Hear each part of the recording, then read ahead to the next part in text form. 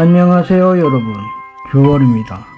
현재 저는 지금 오사카 우메다의 어느 한 지하 상가에 나와 있습니다. 이 지하 상가에는 1.6km에 달하는 길을 중심으로 많은 샵과 음식점 등 많은 상가들이 즐비하여 있습니다. 그리고 세물광장이라는 것도 이곳에 존재하고 있죠.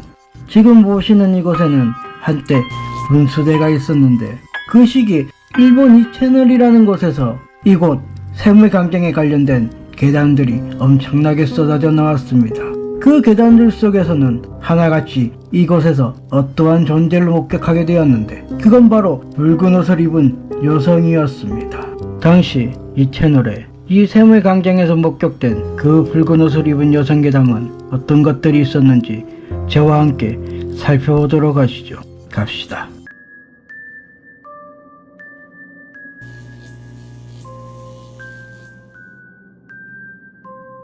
(3년) 전 분수광장 근처에는 붉은 옷을 입은 이상한 여자가 서성이곤 했는데 나이는 30살 정도, 긴 머리에 어두운 안색, 그리고 이상한 걸음걸이까지 항상 A씨의 출근길에 자주 보였다고 했었는데 평소에도 자주 보여서 어느 순간에는 크게 신경 쓰지 않았다고 합니다. 그날도 어김없이 일을 마치고 분수대 근처 드러그스토어에서 물건을 사고 나오는데 이상한 시선이 느껴지더랍니다. 그래서 고개를 드는 순간 그 여자와 눈이 마주치게 됩니다. A씨는 평소 눈이 나빠 안경을 쓰는데도 다른 사람의 얼굴을 정확하게 구별하기 어려울 정도였는데 이상하게 그 여자의 얼굴은 굉장히 자세히 또렷하게 보였습니다. 위험해. 순간 머리가 하얘지고 온몸이 소름이 돋으면서 반사적으로 방금 나왔던 드러그스토어에 다시 들어가려고 하던 순간 온몸이 가위에 눌린 듯 움직이지 않았습니다. 도움을 청하려고 해도 목소리가 나오지 않았고 주위 사람들은 눈치를 채지 못한 듯 지나가기에만 바빴죠. 그 순간 그 여자가 웃으면서 빠른 속도로 다가왔습니다. 근데 그 얼굴이 너무 무서워서 압도되고 말았습니다. 바로 그 여자의 눈, 흰자위가 없는 전체가 검은색이었습니다. 이제 안 되겠구나 라고 생각하는 순간 누군가 A씨 팔을 잡았습니다. 순간 정신이 들어 그쪽을 바라보았는데 어떤 남자가 A씨 팔을 붙잡고 있었죠. 그래서 A씨가 입을 열려고 하니 그 남자가 조용히 해. 라며 잡았던 A씨의 팔을 더욱 힘을 줘서 잡았고 굉장히 무서운 표정으로 앞을 쳐다보고 있었죠. A씨도 그 남자의 시선을 따라 고개를 들었는데 눈앞에는 그 여자가 죽을 듯이 그 남자를 노려보고 있는 겁니다. A씨는 너무 무서워 벌벌 떨고 있었는데 그 여자는 그 남자에게 죽일 거야 라고 중얼거리며 그 남자를 지나쳐갔습니다. 그 남자는 A씨를 사람이 많은 역 군에까지 와서야 손을 놓아주었고 괜찮아? A씨는 엄청난 패닉으로 감사의 인사나 그 남자의 이름도 물어볼 생각도 못하고 그저 고개만 끄덕일 뿐이었죠. 이제 위험하니까 그쪽으로 다니면 안 돼. 그래도 일 때문이라도 그곳을 지나가야 해요. 오늘은 너의 수호신이 나를 그쪽으로 인도하였기에 너를 도울 수 있었지. 아니었으면 넌 죽었어. 분명 그 여자 평소에는 그냥 조금 이상한 사람이라고만 생각했었는데 방금 그것은 무엇이었을까요? A씨는 전날 그 남자의 경고를 무시한 채 다음날 아침 다시 그 분수대로 향했습니다. 그 여자가 귀신이 아닌 사람이란 걸 확인하고 싶었던 것도 있었습니다. 그렇게 A씨는 아침에 세물광장으로 이어진 계단을 반쯤 내려가고 있었는데 마치 계단에서는 A씨를 기다리고 있었다는 듯 그 여자가 등을 돌린 채 계단에 앉아 있었습니다. 그리고는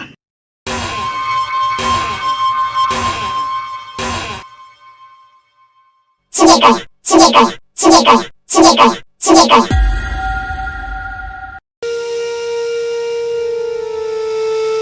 어느 여름날 당시 고등학생이었던 B씨는 편의점에 서서 책을 읽고 있었는데 책이 있는 선반 유리벽으로 무언가가 보였습니다.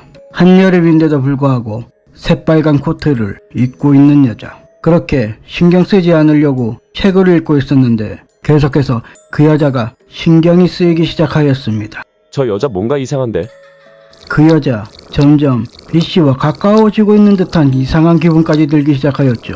그렇게 B씨는 애써 신경 쓰지 않으려고 책을 보고 있었는데 한 5분 정도 책을 보고 있다가 그 여자를 보니 보이지 않았습니다. 그 순간 그 유리벽을 사이에 두고 굉장히 가까운 거리에서 B씨를 쳐다보고 있었죠. 하지만 그보다 더 놀란 것이 그 여자의 눈이었습니다. 마치 크레용으로 칠한 것처럼 전체적으로 검은 눈. 그 검은 눈동자는 계속해서 B씨의 눈을 보려고 이리저리 굴리며 움직이고 있었습니다. B씨는 무의식적으로 그 눈을 마주치지 않으려고 하였고 그 순간 B씨가 보고 있던 책을 떨어뜨리고 말았습니다. 그 소리에 정신이 들은 B씨의 눈앞에는 아무것도 보이지 않았습니다. 방금 그 여자는 무엇이었을까요?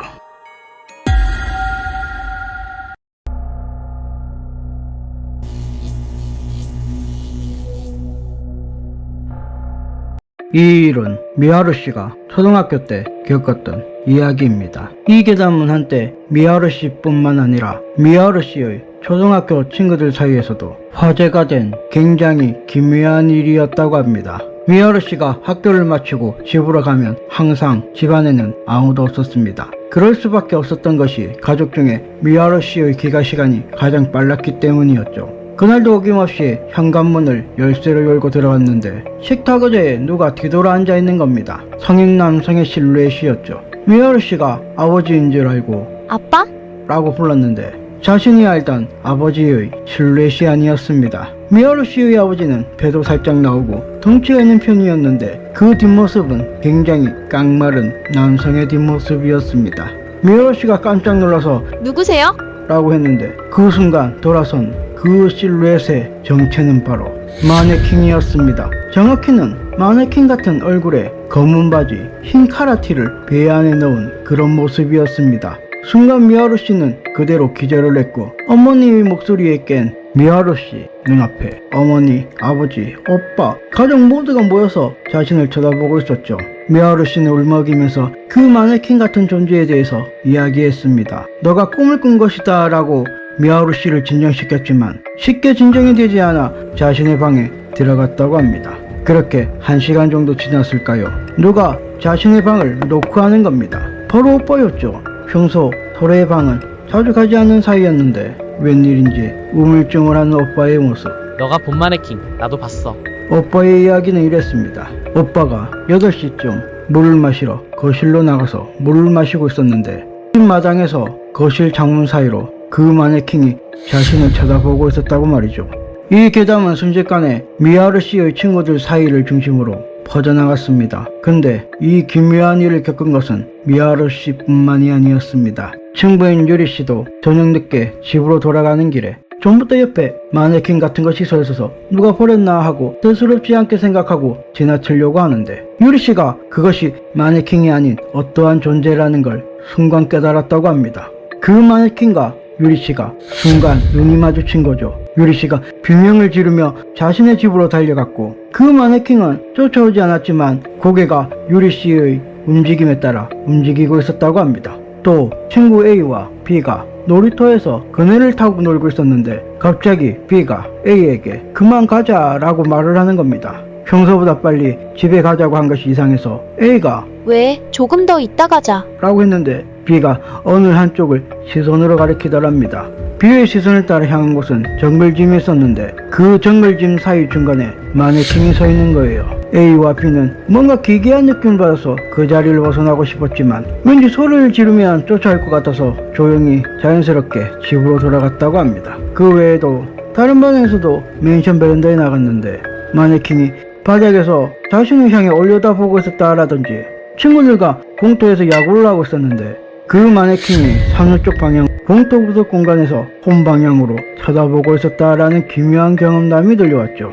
미하루 씨와 친구들이 목격한 마네킹의 모습도 일치했습니다. 서로 이야기한 적도 없는데 검은 바지에 흰 카라티를 바지 안으로 넣은 모습으로 동일했습니다. 그 마네킹은 어느 순간 서서히 그 존재가 뜸해지더니 여름방학 이후에는 자취를 감춰 서서히 미하루 씨와 친구들 기억에서 점점 잊혀져 갔습니다. 현재 미하루 씨의 많은 친구들은 고향인 오이타현, 나가츠시를 벗어나 다른 도시로 이사를 가거나 회사를 따라 회사 근처 집을 구해서 이사를 갔다고 합니다. 그래서 그때 그 일을 경험한 친구들 사이에서 지금 나카츠 씨를 살고 있는 것은 미하루 씨와 유리 씨 둘뿐이라고 했습니다. 미하루 씨는 한 번씩 유리 씨를 만나면 간간히 그때 그 마네킹의 존재에 대해서 이야기한다고 합니다. 그것이 귀신이든 이상한 존재이든 기묘한 건 마찬가지겠죠.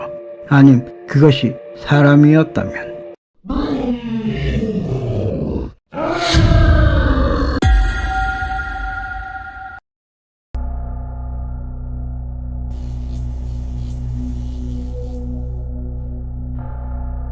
키타하라 씨가 어렸을 때 다니던 초등학교 바깥 계단에 도무지 사람의 얼굴이라고밖에 말할 수 없는 얼룩이 있었다고 합니다.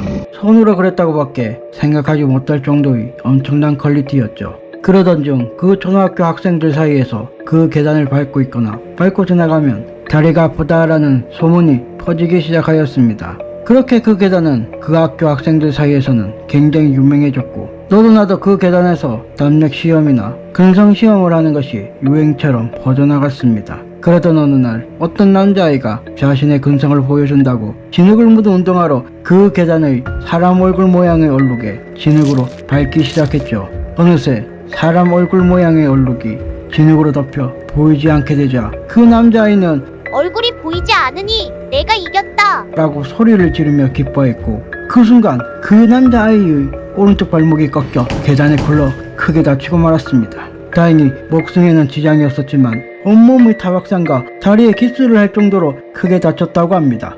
그 사고 이후 그 이상한 소문은 선생님들과 학부모들 사이에서까지 들어가게 되었고 이윽고 그 계단의 사람 얼굴의 얼룩은 다른 색의 페인트가 칠해지고 나서야 사라지게 되었습니다. 정말 그 아이가 다친 건 계단의 그 얼굴 모양의 얼룩 때문이었을까요? 아님 단순한 우연이었을까요? 9월이었습니다.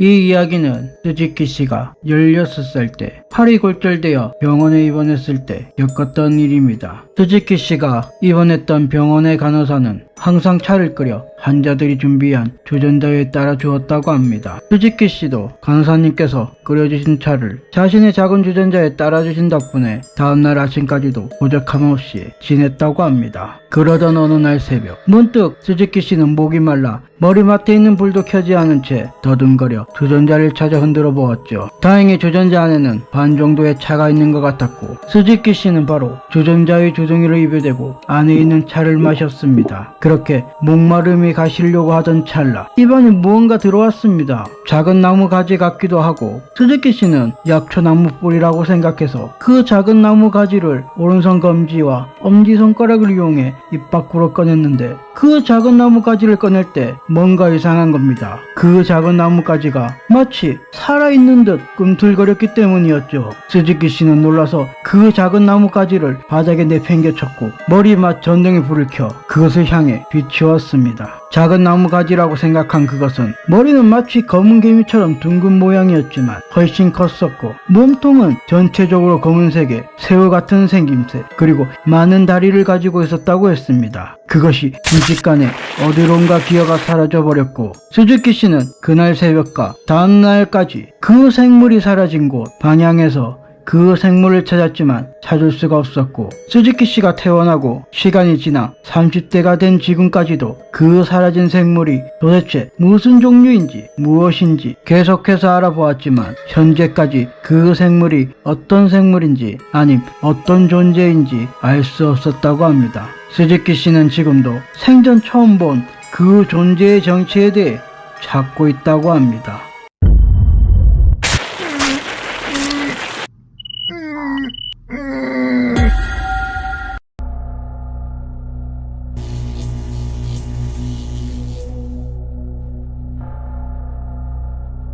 이 이야기는 도쿄 외곽에 살고 있는 유우키 씨가 2년 전 편의점 야간 알바를 할 때 겪었던 이야기입니다.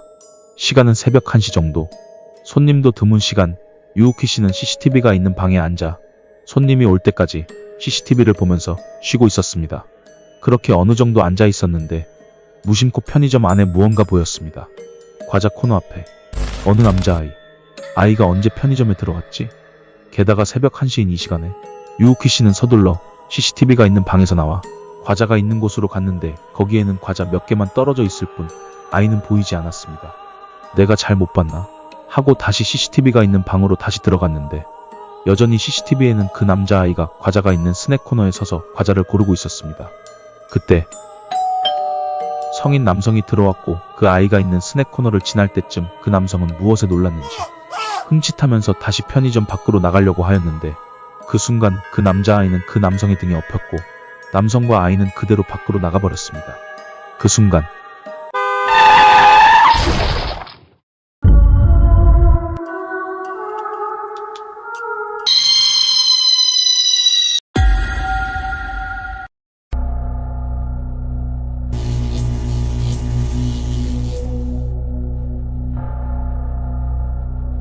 이 이야기는 리아 씨의 아버지인 타니구치 씨께서 직접 겪으신 경험담이라고 했습니다. 시간은 바야흐로 1980년대 타니구치 씨는 한 중학교의 경비직으로 일을 하고 있었습니다. 학생들은 하교를 하고 학교에는 학생들이 아무도 없는 해가 지려고 하는 저녁 시간 항상 운동장 구석에서 혼자 놀고 있는 여자아이가 있었다고 했습니다. 불그스름한 얼굴에 단발머리, 붉은 전통 옷을 입은 여자아이. 운동장 바닥에 무엇을 그리고 있거나 작은 돌멩이들을 가지고 놀곤 했답니다. 타니구치 씨가 그 아이에게 다가가 꼬마야, 어디에서 왔니? 부모님은 어디 계시니? 하고 물었습니다. 그러자 그 아이는 학교 뒷산을 가리키며 저기에 우리 집이 있어요. 라고 말을 했었답니다. 타니구치 씨는 학교 뒷산에 집이 있었나? 갸우뚱하며 주머니에 있던 사탕 몇 개를 꺼내서 아이의 손에 쥐어주고는 너무 늦게 놀면 위험하니 조금만 놀다가 집에 돌아가렴 라며 이야기하고 숙직실에 돌아갔다고 합니다. 그렇게 며칠 후 해가 지고 있는 저녁 시간대 또 그 꼬마 아이가 운동장 구석에서 놀고 있었습니다. 그리고 그 아이는 타니구치 씨를 발견한 듯 타니구치 씨에게 달려와 아저씨, 전에 받은 사탕 고마워요. 그리고는 돈 줄까요? 하며 내민 작은 손바닥에는 작은 동전 몇 개가 있었습니다. 타니구치 씨는 그런 아이가 너무 귀여워서 그 아이 손에 또 사탕을 쥐어주고는 고맙구나. 오늘도 너무 늦게 놀면 안 된다. 응, 알았어요. 하고 그 아이는 다시 운동장 구석으로 달려갔습니다. 그렇게 타니구치 씨는 숙직실로 돌아와 책상에 앉아 일을 하다 자신도 모르게 잠이 들고 말았습니다. 그런데 문 두드리는 소리에 타니구치 씨는 잠에서 깼고 문 두드리는 소리가 들리는 문을 여니 밖에는 그 여자아이가 서 있었습니다. 아저씨, 잠시만 나와봐요. 응? 왜? 무슨 일 있어? 제발 잠시만 나와봐요. 뭔가 다급하게 부르는 소리에 나가보니 갑자기 뒤에서 엄청난 굉음이 들렸습니다. 놀란 타니구치 씨가 뒤를 돌아보자 숙직실은 온통 불바다였습니다.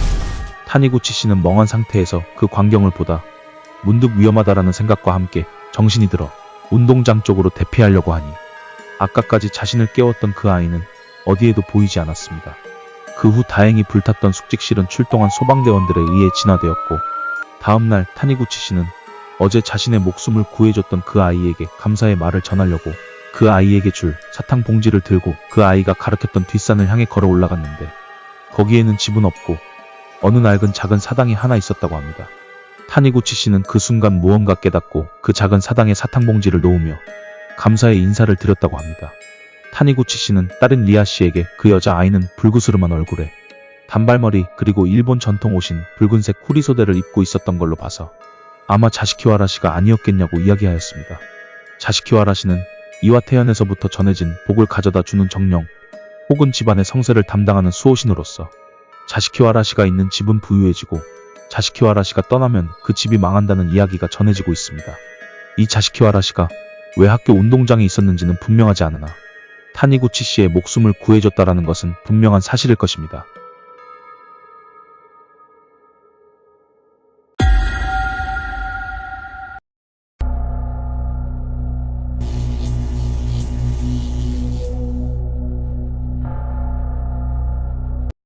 이 이야기는 타쿠미 씨가 15년 전에 있었던 일입니다. 당시 타쿠미 씨는 대학생 1학년으로 갓 입학했던 시기였습니다. 타쿠미 씨는 학교 기숙사에서 생활하고 있었는데 시골이라 그런지 편의점까지 10분 이상 걸어야만 했죠. 그리고 그 편의점 근처에는 정신병원이 하나 있었는데 편의점에 갈 때면 그 근처에서 이상한 비명소리가 들려오곤 했습니다. 어느 날 밤 그날도 친구 B씨와 함께 목적지인 편의점으로 가고 있었는데 편의점 앞에 간판 불빛에 비추어져 어떤 여성이 보였습니다. 이상한 걸음걸이에 잠옷 차림 그리고 맨발 또 아기 인형을 안고 있었습니다. 타쿠미 씨는 야 어서 가자 라고 하던 순간 친구인 B씨가 헉 하고 비명을 질렀습니다. 그 소리를 들은 그 여성은 이상한 소리를 내며 타쿠미 씨와 B씨를 향해 뛰어들었습니다. 놀란 타쿠미 씨와 B씨는 편의점 안에 들어와서 문을 닫았고 문을 열려고 한 그 여성과 대치 상태가 되었습니다. 도와주세요 라는 소리에 편의점 직원이 상황 파악을 하였고 곧 문을 잠근 후 경찰을 불렀습니다. 출동한 경찰에 의해 그 여성은 연행되었고 상황이 진정된 타쿠미 씨가 B씨를 향해 물었습니다. 너 아까 그 여자를 보고 왜 비명을 지른 거야? 그 소리 때문에 그 여자가 우리한테 달려든 거잖아. 그러자 B씨가 하는 말이 그거 그 여자가 안고 있던 거 그래 아기 인형이 왜? 그거 인형 아냐. 그거 아기 시체였어.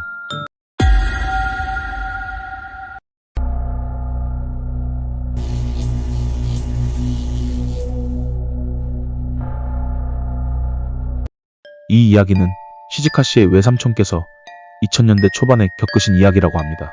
시즈카 씨의 외삼촌인 사사키 씨는 등산을 좋아해서 쉬는 날이면 산을 오른다고 합니다.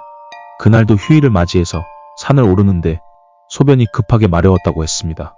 주위에는 화장실도 없고 등산로에는 사람들이 오르락 내리락 하고 있어서 등산로를 피해 약간 외진 곳에 도착해서 볼일을 보았답니다.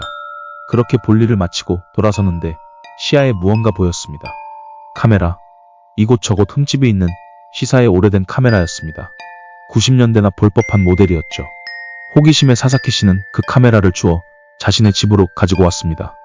호기심으로 주워온 카메라인 만큼 카메라 안의 사진 내용이 궁금했습니다. 다행히 카메라 외관상 파손도는 높았지만 메모리만큼은 멀쩡했습니다. 사사키 씨의 카메라 중 시사의 카메라도 있었기 때문에 10년 전 카메라여도 PC를 통한 메모리 연동은 그렇게 어렵지는 않았습니다. 10년 전이어서 사진의 크기는 현재에 비해 크지는 않았지만 뚜렷하게 보였습니다. 주운 카메라의 메모리 속에서는 많은 산의 풍경이 담겨 있었습니다. 하지만 마지막 3장은 뭔가 이상했습니다. 사진의 형상이 뭔가 뭉개진 느낌. 사사키 씨는 확신했습니다. 이건 분명 심령사진이라고. 그 후 사사키 씨는 주위 지인들에게 물어 어느 한 대학 오컬트 동아리에 해당 사진 판독을 부탁했습니다. 그렇게 일주일 후 해당 오컬트 동아리에 방문을 했고 곧 그 사진에 대한 판독 결과를 들을 수 있었습니다. 의뢰해주신 사진은 일단 심령사진은 아닙니다. 이건 카메라 사용자가 산 비탈에서 떨어져 무언가와 부딪힐 때 카메라가 작동하면서 찍힌 사진입니다. 혹시 카메라를 주운 자리 근처에서 시체 같은 건 없었나요? 시체 같은 건 없었나요? 안녕하세요 여러분, 9월입니다. 저는 현재 교토 북부에 위치한 미도루 연못에 와 있습니다. 정확한 명칭은 미도루가이케, 즉 미도루가 연못이고 죽음의 연못, 일본 3대 귀신 출몰 장소로도 굉장히 유명한 곳입니다. 더불어 희귀 생물들이 많이 서식하고 있는 습지로서 국가보호구역인 이곳에 택시기사들 사이에서 많은 괴담들이 퍼져나간 곳이기도 합니다. 이 미도루 연못에 가는 괴담들은 어떤 것들이 있는지 저와 함께 살펴보러 가시죠. 비가 많이 오는 어느 늦은 밤, 택시기사인 모리야마 씨는 교토 대학병원에서 젊은 여성 손님을 태웠습니다. 손님 어디까지 가십니까? 미도로 연못으로 가주세요.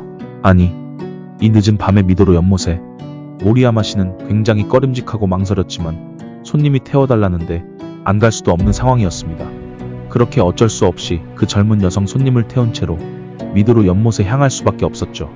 굉장히 창백한 그 여성 손님. 모리야마 씨는 어색한 분위기를 깨기 위해 여러 가지 말을 붙였지만 돌아오는 대답은 없었습니다. 그렇게 침묵을 유지한 채 미도루 연못에 도착을 하였고 손님, 미도로 연못에 도착했습니다. 라고 말을 하고 뒤를 돌아보는 순간 뒷좌석에는 아무도 없었습니다. 그 여성이 앉아있던 자리에는 젖은 흔적과 긴 머리카락만 있었다고 합니다. 놀란 모리야마 씨는 경찰에 신고를 하게 되었고 그 여성은 당일 교토 대학병원에서 사망한 사람으로서 미도루 연못 근처에 살았던 것으로 밝혀졌습니다. 이 사건은 신문으로까지 게재되어 경찰이 귀신을 조사한 사건으로 유명해졌고 비슷한 경험을 했다는 택시기사들이 나오면서 그 소문은 점차 커져 나갔습니다. 그 이후 밤늦게 미도로 연못에 가는 손님을 태우지 않는 것은 승차 거부가 아니다는 암묵적인 룰이 되었다고 합니다.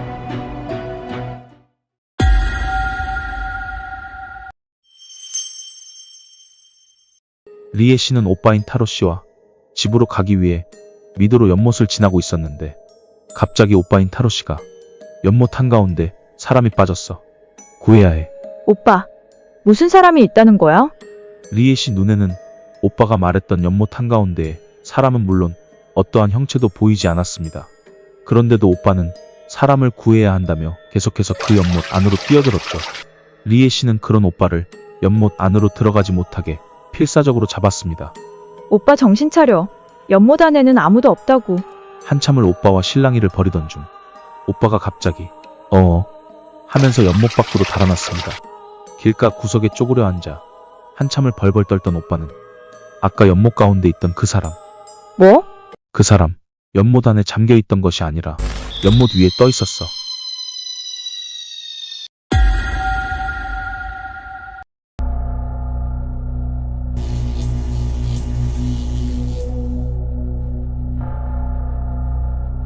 이 이야기는 글쓴이 요시키리님의 지인분이신 렌씨가 겪은 이야기입니다.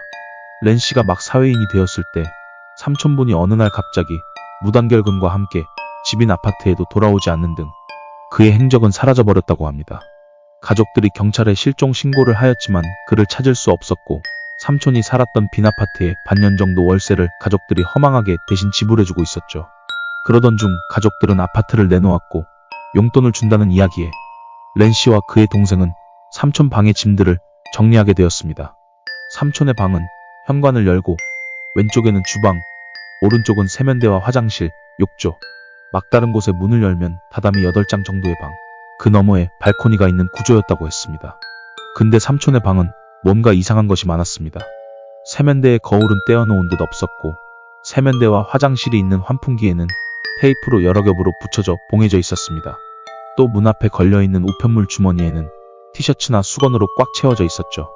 거실의 붙박이 수납장 안에는 검은 비닐 봉지와 골판지로 가득 차 있었습니다.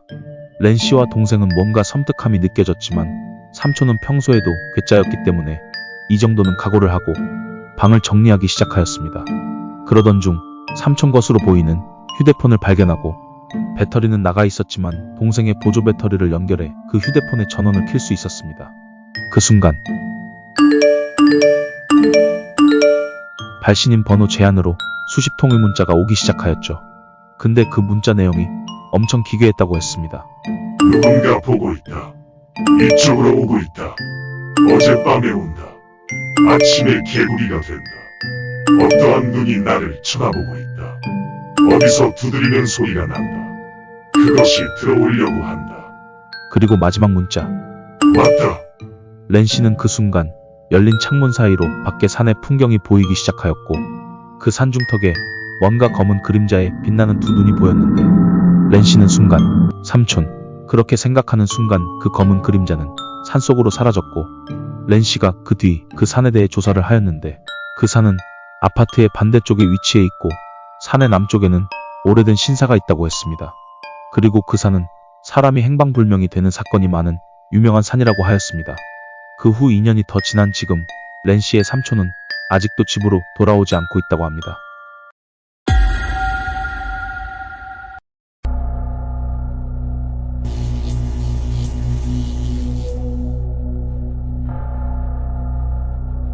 이 이야기는 리사 씨가 작년 9월 달에 겪었던 일이라고 합니다. 리사 씨는 두 아이를 데리고 밤늦게 군마현의 어느 산길을 운전하고 있었는데 두 아이는 뒷좌석에서 자고 있었고 리사 씨는 암흑과도 같은 산길을 집중하며 운전을 하고 있었죠. 뭔가 조수석 창문에서 노크 소리가 들렸습니다. 리사 씨는 나뭇가지가 조수석 창문을 때렸나 하고 대수롭지 않게 생각을 하였습니다. 그 노크 소리의 크기는 점점 커졌고 소리의 주기 또한 점점 빨라졌습니다. 갑자기 뒷좌석에 있던 아이들이 엄마, 저게 뭐야? 라고 소리를 질렀고 리사 씨도 그 소리에 조수석 창문을 보자 조수석 창문의 어떠한 존재는 양쪽 두 눈은 구멍이 뚫린 듯 횡하였고 이분 귀에 걸린 듯 엄청 큰 입으로 리사 씨를 보며 웃고 있었죠. 순간 정신을 잃을 뻔한 리사 씨는 필사적으로 아이들을 생각하며 버텼고 속도를 내며 산길을 벗어나려고 안간힘을 쓰고 있었습니다. 하지만 그 귀신, 아니 괴물, 요괴, 뭐라고 말로 하기 힘든 존재는 조수석 창문에 딱 달라붙어 떨어지지 않았습니다. 그 순간 200m 앞 우회전입니다. 그 소리에 리사 씨는 우회전을 하였고 얼마 가지 않아 어떠한 곳에 도착을 하였는데 거기에는 엄청난 수의 지장보살상이 있었습니다. 그곳에 도착하자 그 괴물 같은 존재는 이상한 소리를 내며 그곳을 도망가듯 떠나버렸다고 합니다. 그 후 차 안에서 벌벌 떨던 리사 씨와 두 아이는 해가 떠서야 차를 출발하였고 그렇게 무사히 집으로 돌아올 수 있었다고 합니다. 그때 리사 씨와 두 아이들이 군마현 산길에서 봤던 존재는 무엇인지, 왜 그때 갑자기 내비게이션이 작동했는지, 그리고 그곳의 엄청난 지장보살상들은 정말 자신들을 지켜줬는지 아직까지도 풀리지 못한 미스터리로 남아있다고 합니다.